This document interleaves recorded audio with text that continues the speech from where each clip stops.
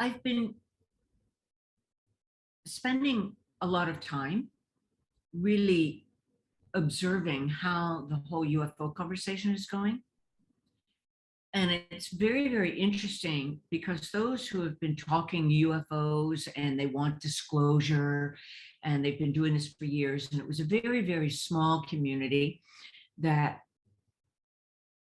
kind of got caught up in itself with some backbiting and gossiping because they were used to being the pariah of the conversation.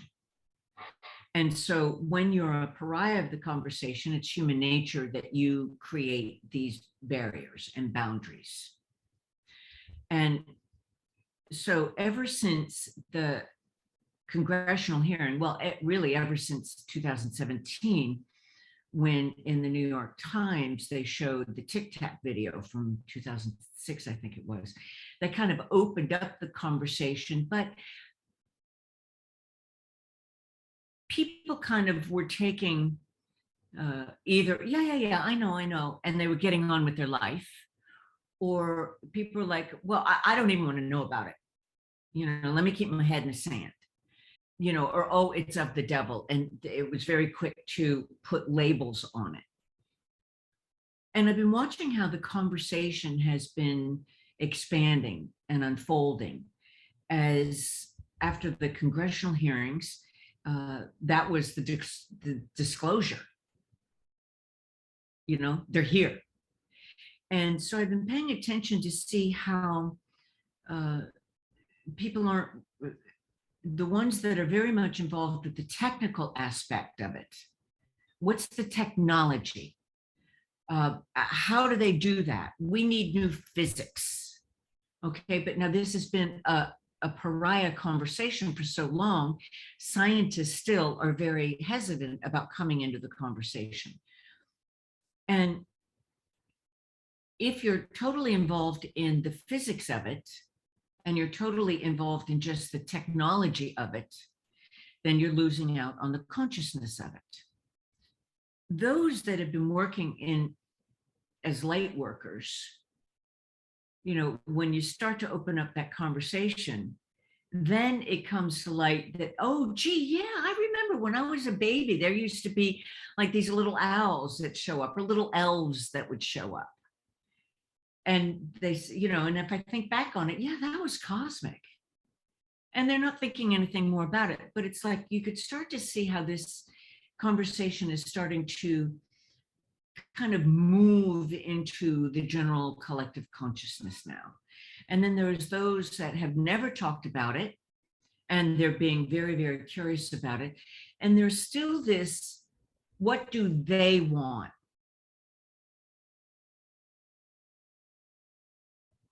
And it's this vague they. And I saw that in my conversation with a few people that are esteemed in their fields, and they're still keeping it a they. They think it's just a one thing, a one race. And because it's not human, working off that premise that it's not human. And at some point in time, at some point in time,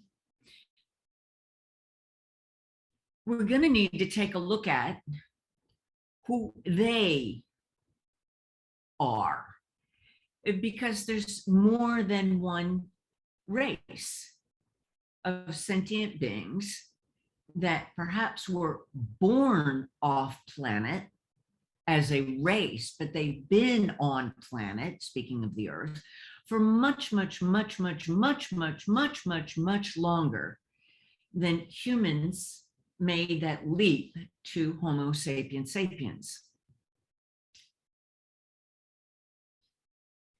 Thanks to some assistance with our DNA. Then you take a look at and start listening to people that have had close encounters. And these are what used to be called abductions. and I'm putting it in air quotes now because even that field has evolved to where the people that have concrete memories, they prefer to call themselves experiencers. And to me, that makes a whole lot more sense. And you start to listen to their different stories, and you can look at the different reactions that they have. You know, it's horrible and it's violent, and that's the first reaction of the fear. And then you talk to those and you listen to those who have had repeat experiences, and they no longer have the fear. It becomes something more comfortable. It becomes an experience towards enlightenment. And so you can look in that whole experiencer realm of the conversation, and you could see very much that the growth of that is very consistent with the growth that perhaps a light worker has done, of where they first wake up and you know, their whole worldview, something happens, their whole worldview is turned upside down. You know, and then the natural tendency, and we've talked about this before, the natural tendency is to want to evangelize, except that perhaps in the UFO or experiencer category, you can't evangelize, or that you couldn't evangelize because it was a category of ridicule. And hopefully that is evolving and changing. But that whole process is a very similar parallel road.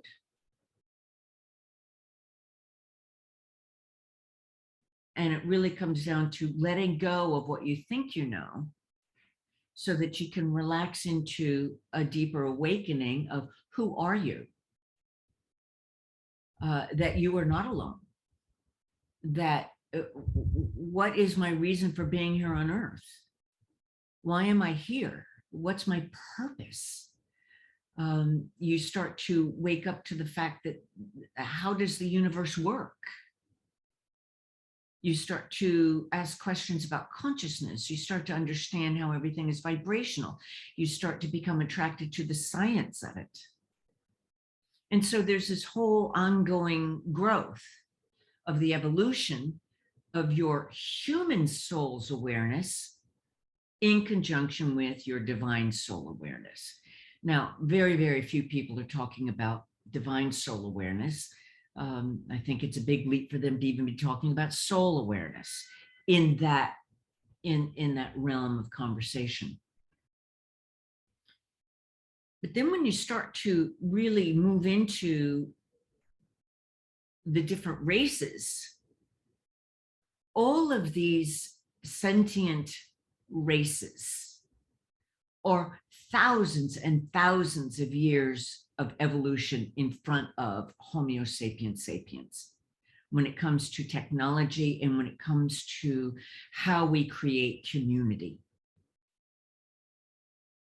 We still are operating very much under that reptilian profile of individualism at all costs, and my tribe against your tribe, because that's very much locked into that reptilian aspect of our nature. Thank you, mamas and papas. And that contribution to the human DNA. When you look at some of the other races that are here, that are definitely fifth dimensional races, and this is something that within the lightworker community, we've been talking about ascension, we've been talking about moving into fifth dimension, but nobody has really been talking concretely about what that is. It's kind of like in the conversation within lightworkers, our community, it's kind of vague. It's all, oh, la-di-da, unconditional love, la-di-da, la-di-da. Well, it is and it isn't. Because you want to go into the really la-di-da, unconditional love, la-di-da, la-di-da. You got to get up there into the 10th, 11th, and 12th dimensions. Because within that fifth dimensional group of beings, they have their self-interests. It's just that they have a deeper understanding of how to combine their self-interests with other self-interests. And so it becomes the patchwork of different energy systems. They know how to dance with the patchwork of other energy systems without conflict and fighting. So this is something that's very, very important to remember as this conversation kind of flows out to a greater community. And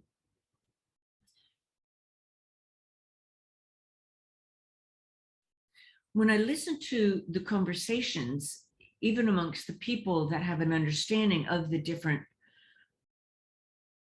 races that are here and have been here on Earth and are very interested in human behavior, some of it is very benevolent, wanting to assist humans in making that ascension step. And others are not so benevolent because they're kind of like, you kids, quit playing with bombs. You're messing up the stratosphere and the hemisphere and the parallel spheres and the Earth sphere. You're messing up our home turf.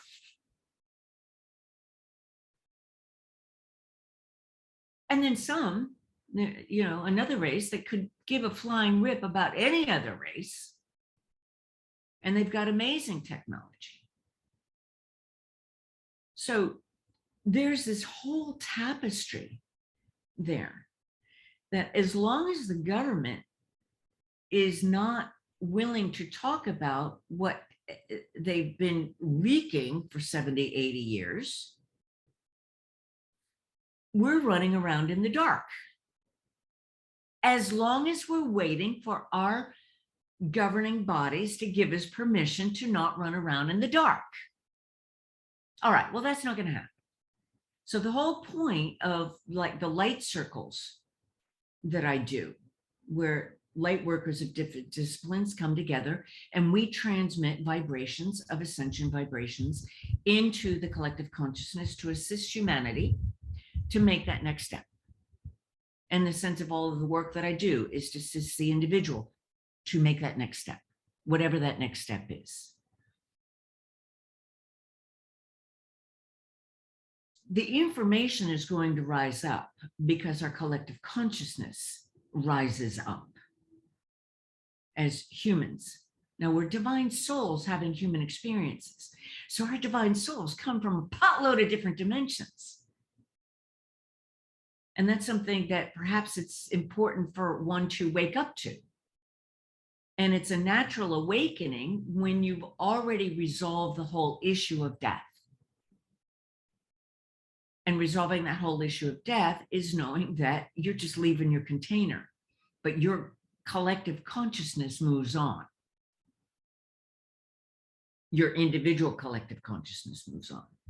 And once you've resolved that question, then you can open yourself up to, why am I here? Where did I come from?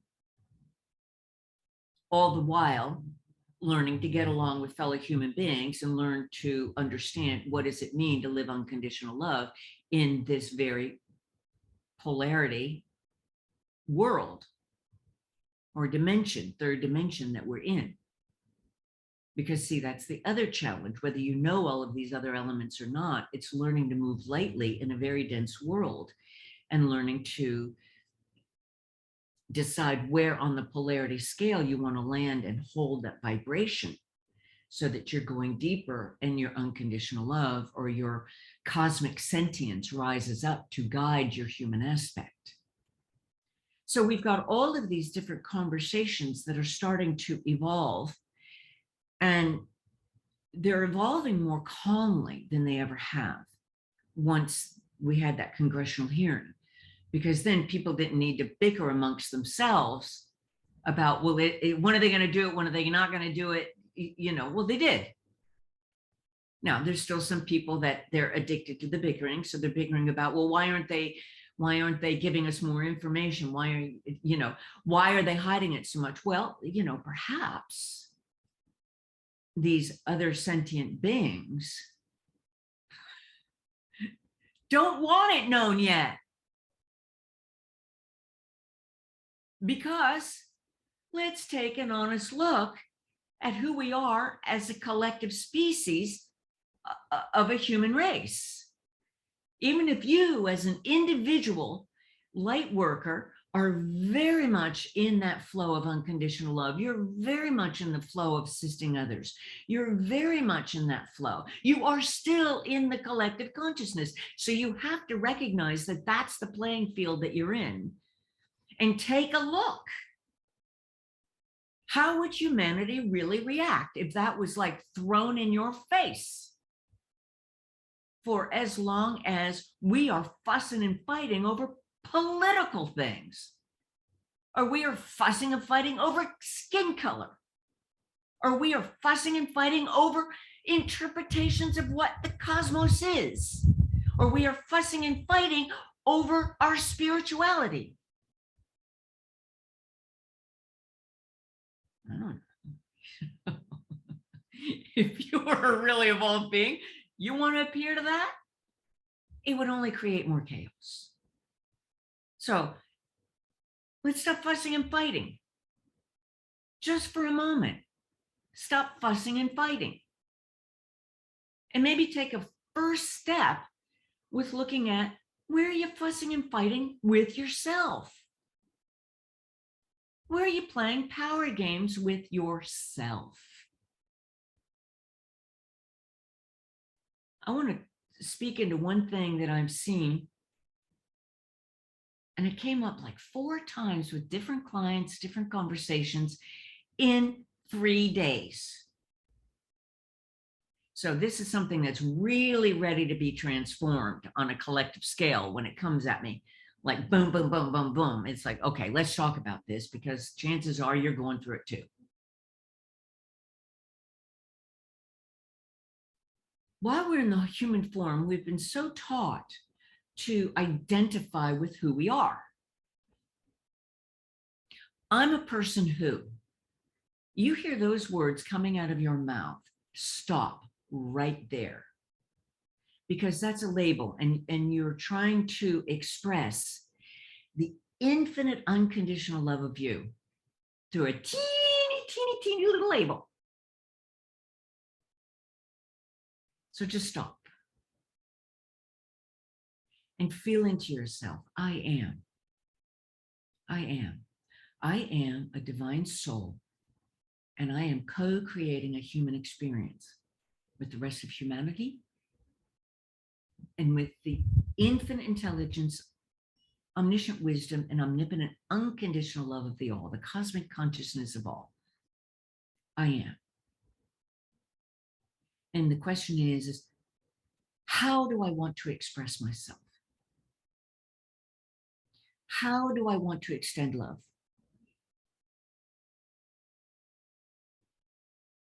That's the core question. If you find yourself saying and identifying with, let's say you've done tremendous work and you've put a label on what you've done. I'm a rape survivor. I'm an experiencer survivor. I am an experiencer with ETs. I am a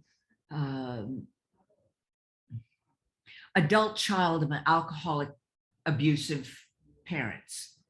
I am those are all labels. Teeny, teeny, teeny, teeny little labels. Good. Congratulations. Give yourself a wonderful backpack. Give yourself backpack, not backpack, because you carry that label, man. You're carrying a heavy backpack that you're dragging that identification along. So take that backpack off. You did that. That's great. Fantastic. Stop. Let go of the label. What did you learn? Because you see, if you express what you learned through that infinite, unconditional, cosmic consciousness flow of you to help others who are ready to grow through similar situations, then you'll help more fully and freely. But if you help through that label, it's teeny, teeny, teeny, teeny, teeny. You're holding yourself back. And that unconditional cosmic flow will flow through those teeny, teeny conditions. So you really limit your consciousness growth on a human soul level, on a human mental level, on a human emotional level. So just stop. Take that little red badge of courage off, let go of the rocks in that backpack, and you're going to find, and this is a very subtle difference, but it makes a huge difference in the manifestation of you and the work that you do. So own the experience, but really take a look at, am I wearing that label to keep me safe? Am I wearing that label so that I don't feel alone? Am I wearing that label so that I've got a sense of importance? Am I wearing that label because I'm afraid of how much power there is by not wearing it? The biggest fear that I've seen in the 40 years that I have been working in this field, the consistent thing that I have seen in everybody, myself included, is that fear of the unknown. And the thing about the unknown is that's the moment that we have a blank piece of paper and the pen of the cosmos to write down what experience we want to have and how we want to express ourselves. This is why, as a screensaver, my screensaver is a question. How are you letting the universe move through you right now? And it wakens one up to really being aware of, what do I want to do next? You know, how can I serve? What will bring me pleasure and joy? What pain am I avoiding? Am I resisting the unknown? You know? So these are all the things to keep in mind. Because as light workers, we've been hungering for this leap into the fifth dimension without really understanding the responsibility that comes with it.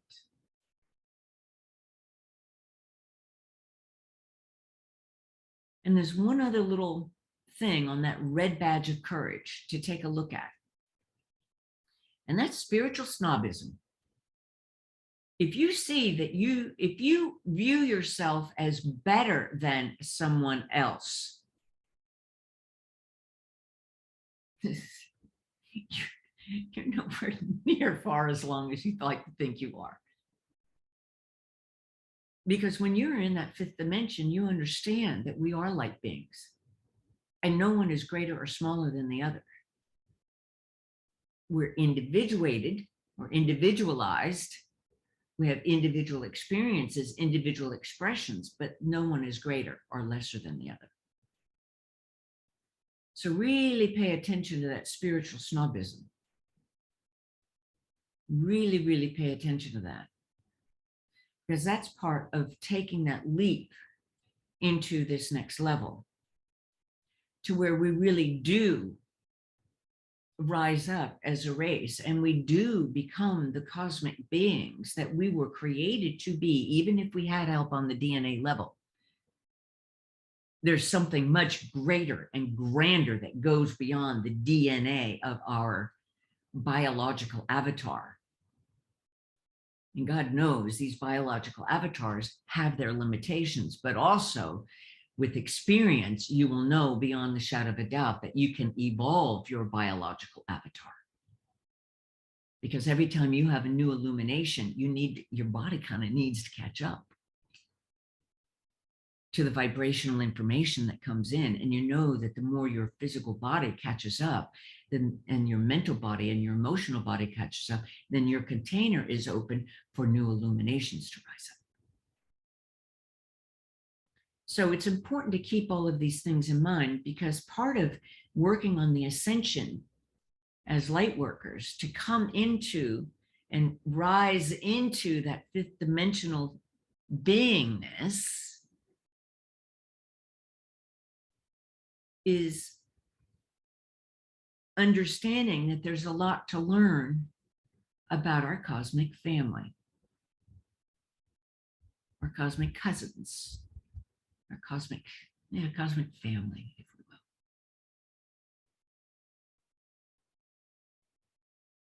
And if by chance somebody runs across this channel and is totally into just the technology, thinking technology is it, technology is it, technology is it, stop and ask yourself, do you want to evolve on a soul level,